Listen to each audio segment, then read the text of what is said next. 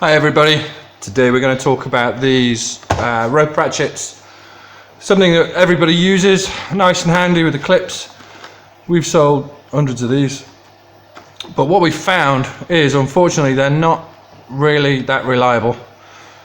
The polypropylene ropes can actually go brittle and snap after a few years due to the UV and light. A little bit idiot mode by the manufacturers, Lumi. They're sold as light hangers. They should have a good life as light hangers. So out with those, and we're going back to good old-fashioned chains.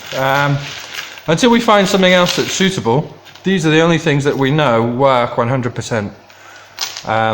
So what we're selling now is boxes of chains. They're 10 meters, which is more than enough for 2 good light hangers.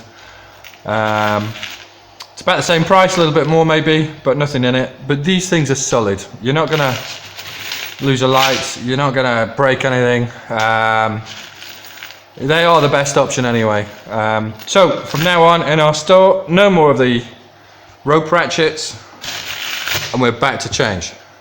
Any questions, just give us a call. Thank you. Bye.